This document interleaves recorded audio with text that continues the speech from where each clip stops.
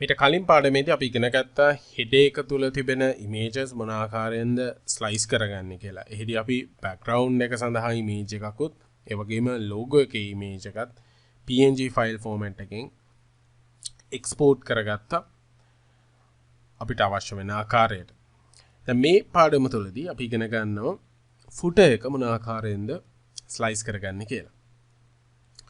දැන් ඔබට පේනවා ඇති අපි මේ තිබෙන්නේ කලින් භාවිතා කරපු ස්ථානයේ සිට අපි මේ ආරම්භ කරන්නේ හෙඩ් එක සඳහා අපි සකස් කරගත්ත මේ ස්ලයිස් එක ඔබට පේනවා.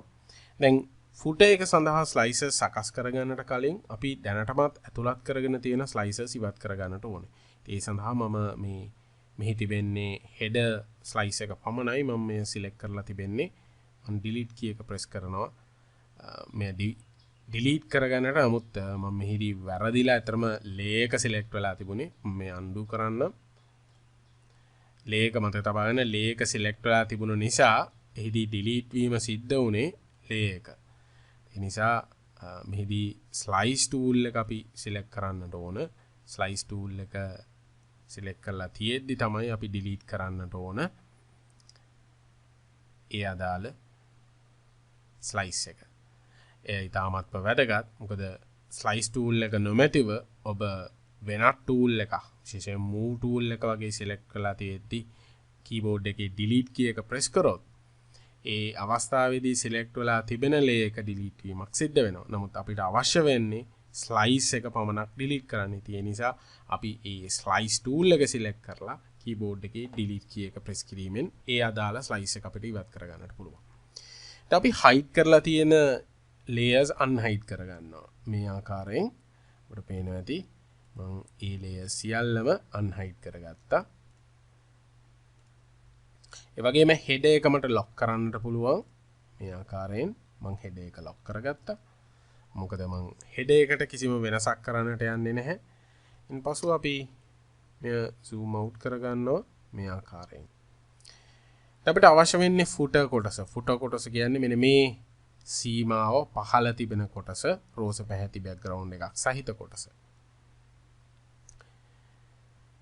මම මේ zoom කරගත්තොත් රෝස පැහැති බෑග්ග්‍රවුන්ඩ් එකක් සහිත කොටසේ ඔබට පැහැදිලි වෙනවා ඇති මෙහි තිබෙන්නේ අතරම තනි වර්ණයක් නෙවෙයි.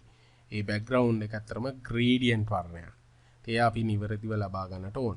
දැන් මම මෙහිදී කරන්නේ head එක සහ home කියන මෙන්න මේ groups එක hide කරගන්නවා. දැන් අපිට පේනෙන්නට තියෙන්නේ footer එක පමණයි.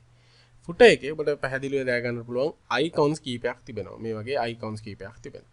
ඒ වගේම තමයි අපිට පහලින් තිබෙනවා footer text එක. දැන් මේ footer text එක අපි සාමාන්‍යයෙන් HTML සහ CSS භාවිතා කරලා තමයි සකස් කරගන්නේ. ඉතින් අපිට අවශ්‍ය වෙන්නේ මෙන්න මේ icons ටික පමණක් ලබා ගැනීම. මම expand කරනවා footer එක මේ විදිහට. මුලින්ම අපි මෙහි වර්ණයන් තෝරා ගනිමු. මෙහි වර්ණයන් වශයෙන් තිබෙන්නේ සුදු සහ රෝස පැහැති වර්ණයන්. අපි ඒ වර්ණයන් මුලින්ම තෝරා ගනිමු. මම select කරනවා eyedropper tool එක. මේ විදිහට click කරනවා. ඊපසුව ඒ වර්ණය අපි copy කරගන්නවා. ඔබට මතකයි අපි මීට කලින් යොදාගත්ත වර්ණයමයි. මම මේ colors.txt ෆයිල් එක open කරගන්නවා. මෙහි මම footer එකේ විස්තර ඇතුළත් කරගෙනවා මේ ආකාරයෙන් footer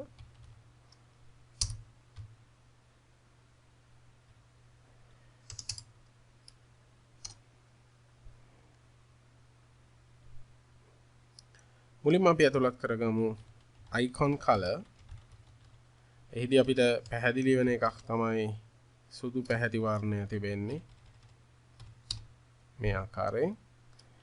ඒ වගේම තමයි footer background ඒකද ඇතුළත් කරමු background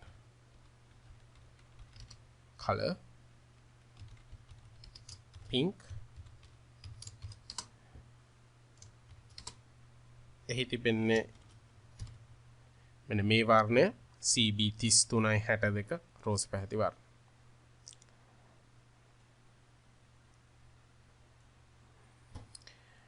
අපි colors file එක save කරගන්නවා. දැන් මෙහිදී මම open කරගත්තොත් මුලින්ම අපි මේ footer group එක unlock කරගනිමු. අපිට පේනවා ඉතින් footer ලේ එක මම සිලෙක්ට් කරාම මෙතන එනවා padlock එක lock all අපි මේක unlock කරගන්නවා මේ ආකාරයෙන්.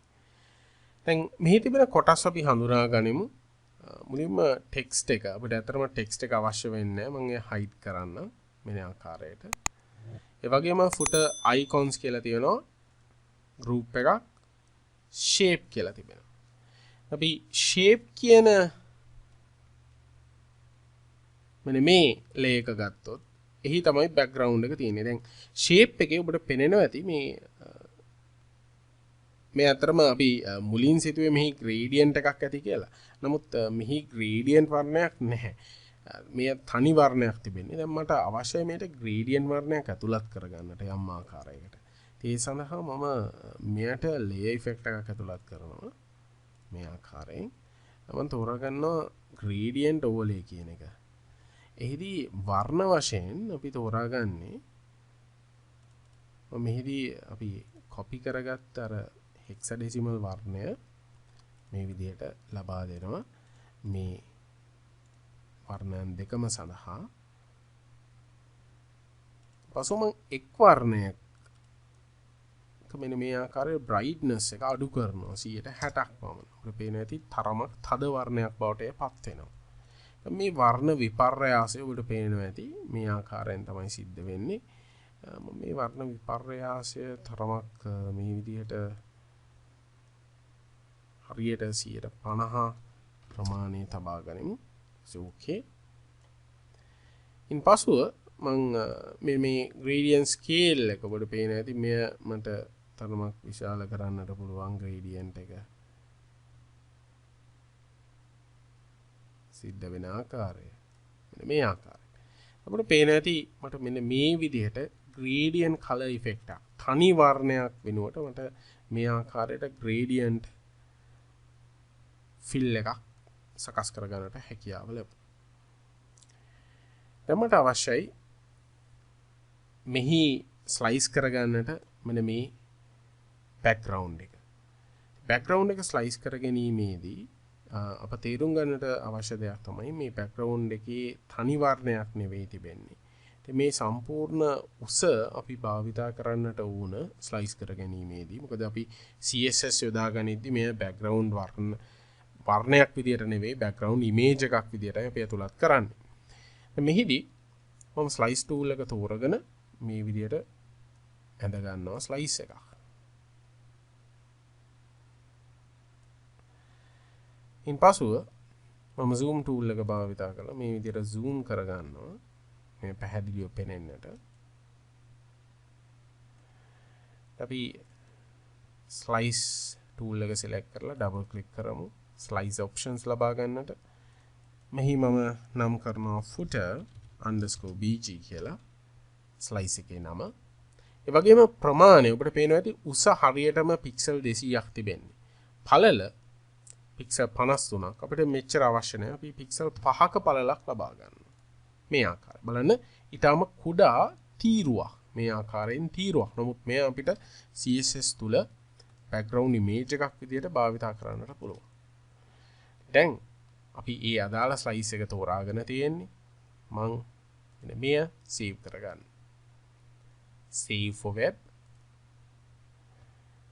ඉන්පසුව ෆයිල් ෆෝමැට් එක අපි png24 සේව් කරගන්නවා. ෆයිල් එකේ නම වශයෙන් අපි footer_bg කියන ස්ලයිස් එකේ නම තමයි භාවිත කරන්නේ. ඒ නිසා මෙහි නමක් අපිට දීම වැදගත් නැහැ. මම මේ සේව් කරගන්න. අපි ඕපන් කරොත් output folder එක. අපිට දැක ගන්නට පුළුවන් මෙන්න මේ වගේ footer_bg කියලා png ෆයිල් එකක් තිබෙනවා. මේ ප්‍රමාණය කිලෝබයිට් 1.08ක් පමණ ඉතාම කුඩා ෆයිල් එකක්. මේ ඔබට පේනවා ඇති මේ තනි තීරුවක් විදියට තියෙන්නේ. දැන් මම මේ ඕපන් කරොත් ඔබට දැක ගන්නට පුළුවන් මෙන්න මේ වගේ තනි තීරුවක් කුඩා තනි තීරුවක් තමයි තිබෙන්නේ. නමුත් ගැටලුවක් නැහැ මේ තනි තීරුව අපිට භාවිතා කරන්නට පුළුවන්. HTML සහ CSS භාවිතා කරලා මේ background image එකක් විදිහට යම්කිසි layer එකකට එහෙම නැත්නම් යම් division එකකට අපි ඇතුළත් කරද්දී HTML තුල ඒ සඳහා අපිට මේ තනි තීරුවක් විදියට තියෙන ඉමේජ් එක යොදා ගැනීම හැකියාව තිබෙනවා. මේ ආකාරයෙන් තමයි අපි ෆුටර් එකේ බෑග්ග්‍රවුන්ඩ් ඉමේජ් එකක් ආකාරයට ස්ලයිස් කර ගැනීම සිදු කරන්නේ.